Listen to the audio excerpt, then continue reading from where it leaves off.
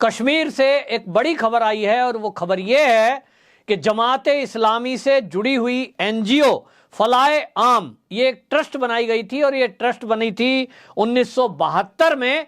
और उसके बाद से जम्मू कश्मीर के अंदर इस ट्रस्ट ने कई सारे स्कूल खोले थे, वहां तालीम दी जाती थी जम्मू कश्मीर के बच्चों को। और एनजीओ बना करके इसका लक्ष्य रखा गया था कि जो गरीब परिवार के बच्चे हैं उनको ये जो फलाए आम ट्रस्ट है ये निशुल्क उनको शिक्षा देगी बच्चों को। और इसलिए यहाँ स्कूलों में जगह जगह बच्चों को रखकर वहाँ मतलब हॉस्टल की सुविधा भी थी, ये पढ़ाए जाते थे। लेकिन 1990 के दशक में ये देखा गया कि ये जो फलाए आम ट्रस्ट है इसके अंदर जो स्कूल चल रहे हैं उनके अंदर कट्टरवादिता सोच बच्चों के अंदर पैदा की जा रही है और वो देश के विरुद्ध एक माहौल बनाने का काम कर रहे हैं। दूसरा ये देखा गया कि जमात इस्लामी जो है इससे जुड़े होने के कारण जो पाकिस्तान में आतंकवादी संगठन बैठे हैं वो भारत विरोधी गतिविधियों में इस स्कूल के बच्चों का इस्तेमाल कर रहे हैं और यहाँ के जो टीचर हैं उनका भी इस्तेमाल गतिविधियों में हो रहा है। और इसलिए 1990 के दशक में जब यहाँ के राज्यपाल जगमोहन जी थे उन्होंने इन स्कूलों को बैन करने की बात कही थी और जमात इस्लामी से जुड़े हुए ये जो संगठन है इसको बैन कर दिया गया था। लेकिन उसके बाद धीरे धीरे जब सरकारें बदल गई, कांग्रेस सरकार आई, इन स्कूलों को फिर से शुरू कर दिया गया। अब एक बार फिर से ये मोदी सरकार 2014 में आई है और उसके बाद से लगातार इनकी समीक्षा की गई। तो अब ये वहां जो राज्यपाल हैं मनोज सिन्हा, उन्होंने घोषणा की है कि 323 ऐसे स्कूल जिनका संचालन फलाए आम ट्रस्ट करती है उन सबको तत्काल प्रभाव से बैन कर दिया गया है। जम्मू कश्मीर में अब इन स्कूलों में कोई एडमिशन नहीं होगा, ये कोई भी संचालन नहीं कर पाएंगे, ये ट्रस्ट बैन कर दी गई है, इसको कोई चंदा नहीं दे पाएगा। और अब इनमें जो बच्चे पढ़ रहे थे वो ऐसे बच्चे जिनकी संख्या लगभग 11,000 है उनको सरकारी स्कूलों में पढ़ने की सुविधा दी जाएगी निःशुल्क। ये सरकार ने कड़ा फैसला लिया है। और असल में आपको बताएं कि ये कड़ा फैसला जैसा मैंने कहा 1990 के दशक में भी लिया गया था, क्योंकि आतंकवादियों के सपोर्ट में यहाँ के जो छात्र हैं उनको देखा गया कि जब भी कभी सेना की आतंकवादियों से मुठभेड़ हुई उस मुठभेड़ में बड़ी मात्रा में लड़के और लड़कियां भी वो पथराव जो सेना पे कर रहे हैं वो इसी स्कूलों के पढ़े हुए बच्चे ज्यादातर पाए गए। इसी को लेकर के जो हमारी गुप्तचर एजेंसियां हैं उन्होंने रिपोर्ट तैयार की थी और रिपोर्ट में ये कहा गया कि फलाए आम ट्रस्ट के जितने भी संचालित गतिविधियां हैं इसको बैन किया जाए और इसके द्वारा चलाए गए स्कूलों को तत्काल बैन किया जाए, क्योंकि ये बच्चों के अंदर राष्ट्र विरोधी सोच को पैदा कर रहे हैं और सेना के विरुद्ध इन बच्चों को कट्टरवादी सोच के कारण लड़ा रहे हैं। ये बहुत गलत हो रहा है, बच्चों के नाम पर आतंकवादियों की मदद की जा रही है। लेकिन जैसे ही सरकार बदली उसके बाद कांग्रेस की सरकार आई और कांग्रेस की सरकार केंद्र में आई, राज्य में वहां तो आपको पता ही है पीडीपी महबूबा मुफ्ती और नेशनल कॉन्फ्रेंस अब्दुल्ला, इन्होंने फिर से उनको छूट दी और फिर से ये मदरसे पनपे, स्कूल पनपे और इन स्कूलों ने फिर से वही एक्टिविटी शुरू कर दी जो 1990 के दशक में हुई थी। अब मोदी सरकार 2014 में आई, मोदी सरकार सारी ऐसी एक्टिविटियों पर नजर रखे हुए है जो देश में देश विरोधी एक्टिविटी करने वाले लोग हैं, कोई भ्रष्टाचार करने वाले लोग हैं या कहीं भी कोई ऐसा काम कर रहे हैं जो राष्ट्र के विरोध में हो। इसी कड़ी में जब मोदी सरकार ने यह देखा कि जो कश्मीर के अंदर जो ये फलाए आम ट्रस्ट है ये वो एक्टिविटी कर रही है, इसके अंदर जो पैसा दिया जा रहा है वो पैसे देने वाले भी वो लोग हैं जो आतंकवादी संगठन कहीं ना कहीं चलाते हैं या उनसे जुड़े हुए हैं। दुनिया के कई देशों से इसको जो चंदा मिलता है उसमें भारी अनियमितता पाई गई, यानी सरकार की जो गाइडलाइन है उनको पालन नहीं किया गया, वो उन पैसे का जहां जिस मद में इस्तेमाल होना था वहां नहीं हुआ।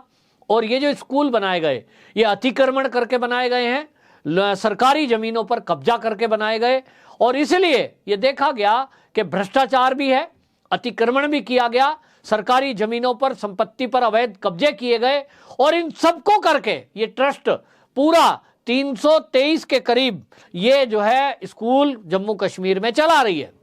तो अब तत्काल प्रभाव से इनको बैन किया गया है। बाकायदा सरकार ने जिला प्रशासन को, जिला शिक्षा विभाग को यह आदेश दे दिया है कि ये जो 323 स्कूल हैं जिनका संचालन फलाए आम ट्रस्ट करती है, ये जमात इस्लामी से जुड़े हुए हैं, इन सभी स्कूलों को तत्काल प्रभाव से बैन कर दिया जाए। इनमें कोई एडमिशन नहीं होगा, इनको कोई मान्यता नहीं दी जाएगी, इनमें पढ़े हुए बच्चों को आगे किसी स्कूल में एडमिशन नहीं मिलेगा। यहां तक कि जब यह सवाल उठाया गया कि इन बच्चों का क्या होगा, जो 11,000 बच्चे हैं, तो उसके लिए सरकार ने व्यवस्था कर दी। उन्होंने कहा कि ये जो सरकारी स्कूल हैं, इन बच्चों को जिस कंडीशन में है, कोई दूसरी क्लास में है तो दूसरी में उसका इस बार पास मान लिया जाएगा और अगली कक्षा में उसको एडमिशन दिया जाएगा। लेकिन अभी तक जो पढ़ाई की है इसका क्या? कुछ लोगों का कहना यह भी है कि अगर कोई बच्चा यहाँ 5वीं क्लास में है तो उसका माइंड वॉश तो कर चुके, उसको ये आतंकवादी जो संगठन चलाने वाले लोग हैं वो अभी तक इनको ऐसा बना चुके हैं कि ये कट्टर सोच के लोग बन गए हैं। तो इन बच्चों को चेंज करना बड़ा मुश्किल काम है, इसलिए सरकार इन पे खर्चा ना ही करे तो अच्छा है। लेकिन इसमें बच्चों का कोई दोष नहीं है। सरकार का कहना यह है कि हम काउंसलिंग कराएंगे और काउंसलिंग करके इन बच्चों से बात करके इनके दिमाग को जो माइंड वॉश किया गया है, जो इनके दिमाग में कट्टरवादी सोच भरी गई है, जो इनके दिमाग में सेना के विरुद्ध जहर भरा गया है, उसको निकालने का काम किया जाएगा। क्योंकि हमने देखा है कि जो भारत की सेना है जम्मू कश्मीर में नियुक्त है, वहां मुसीबत के समय में कश्मीरियों के लिए वो जीवनदायी बनती है। पिछले दिनों जब बाढ़ आई थी, उस बाढ़ के समय में जम्मू कश्मीर के अंदर जिस तरह से सेना ने लोगों की मदद की, अपने कंधे पर, अपनी पीठ पर मरीजों को उठा उठाकर लोगों को पार कराया है। जब वहां बर्फ जम जाती है, सड़कों को साफ करने का काम भी सेना करती है। जब वहां बिजली चली जाती है, उस बिजली की व्यवस्था को ठीक करने का काम भी सेना करती है। ऐसे में उसी सेना के, जो सेना उनकी सेवा में लगी हुई है, और अब तो आप देखें कोरोना काल चला है, इस कोरोना काल में लोगों के घरों में भोजन पहुंचाया है, दवाई सेना ने पहुंचाई है, और वहां अस्थायी हॉस्पिटल चलाए हैं। और यह हमेशा होता है कि जहां सेना के कैंप हैं, आसपास से पहाड़ियों पर से कई बार डिलीवरी के लिए महिलाओं को कंधों पर सैनिक लाते हैं। मतलब उनको खाट पे डालकर, किस तरह से जो आम आदमी नहीं चल सकता, वैसी स्थिति में बर्फ पड़ी हुई है। तो सेना कर रही है, लेकिन कुछ लोगों ने प्री प्लान ये किया कि आतंकवादियों से यदि सेना की मुठभेड़ हो रही है तो उनकी नजर सामने दुश्मन पर है, उनकी पीठ के पीछे ऐसे बच्चों को खड़ा कर दिया गया जिनको भटके हुए कहा गया, और उनसे पथराव करा गया सेना के ऊपर। सेना आतंकवादियों से लड़ने में निपुण है, उनकी ट्रेनिंग का वो हिस्सा है, वो जानते हैं कि कैसे दुश्मन को मार गिराना है, उसमें वो मास्टर हैं। लेकिन सेना के जो कर्मी हैं, उनको, सेना के जवानों को यह नहीं सिखाया जाता कि आप ही के बच्चे यदि आपकी पीठ पर पथराव करें तो उनसे कैसे निपटना है। और इसीलिए कई बार सेना को अपना अभियान आतंकवादियों के विरुद्ध जब वो चला रहे होते हैं, रोकना पड़ता है। ऐसे ही बच्चे जो इन स्कूलों में पढ़ते हैं, वो कट्टरवादी सोच लेकर के बड़े होते हैं। आज जो कश्मीर के अंदर टारगेट किलिंग हो रही है, इसमें कई ऐसे देखे गए, स्कूलों के अंदर ये व्यवस्था देखी गई। अभी पिछले दिनों एक हिंदू शिक्षिका को मार दिया गया। सवाल उठा के आखिरकार बताने वाले तो टीचर ही होंगे ना कि ये हिंदू है साहब, इसको मार दो। ये कौन लोग हैं? नहीं तो कोई भी कहे भाई हमें नहीं पता, यहां कोई हिंदू है ही नहीं, बचा सकते थे। लेकिन ना, वो सोच पैदा ही नहीं है। तो जहां ऐसी सोच पैदा नहीं हो रही, वो वैसा विद्यालय, फिर विद्यालय क्या हुआ? वो तो आतंकवादियों का ट्रेनिंग सेंटर हो गया। और इसलिए सरकार ने देर में ही सही, क्योंकि 2014 में मोदी सरकार बनी है, फैसला बड़ी देर में लिया गया है, लेकिन देर में ही सही, चलो दुरुस्त है, अब आए तो सही। कश्मीरी पंडितों के बारे में, कश्मीरी हिंदुओं के बारे में जो चिंतन मनन चल रहा है, उसको देखते हुए बड़ा जरूरी है कि एक एक पहलू पर सरकार विचार करे कि कहां लीकेज है। लीकेज जब तक ठीक नहीं होंगी, कश्मीर और जम्मू की शांति तब तक बहाल नहीं होगी।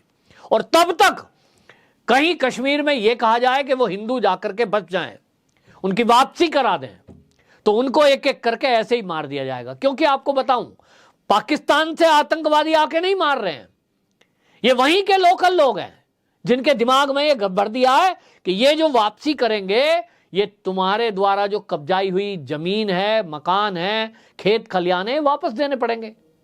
तो कब्जा कर रखा है, आनंद ले रहे हैं हिंदुओं की जमीन पे कब्जा करके, मकान पे कब्जा करके पिछले 30 साल से, कौन वापसी देना चाहेगा? शरीफ आदमी तो दे देगा, लेकिन जो बदमाश हैं उनका क्या? और ये जो बदमाश हैं, इनको सपोर्ट है पीछे से पाकिस्तान की। वो गोली दे देता है, हथियार दे देता है। तो ये जो सोच पनप रही है, इस सोच को मारना बड़ा जरूरी है। और इसलिए मोदी जी जल्दी ना करें।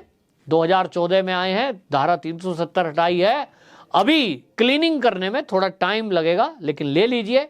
कश्मीर में हिंदुओं को पुनर्स्थापित करना, पुनर्वास करना तब तक ठीक नहीं है जब तक कि वहां पूरी तरह से आम भारत के जो हिस्से हैं वैसा स्थिति ना बन जाए। अभी वैसा नहीं है। तो भारत में भी हमने देखा है कई जगह ऐसी हैं जहां आप, अब जैसे पश्चिम बंगाल को ही ले लीजिए, वहां की स्थिति भी आज क्या है, लोग अपना घर छोड़ के जा रहे हैं क्योंकि वहां बांग्लादेशी घुसपैठिए, रोहिंग्या, उनकी संख्या ज्यादा हो गई है।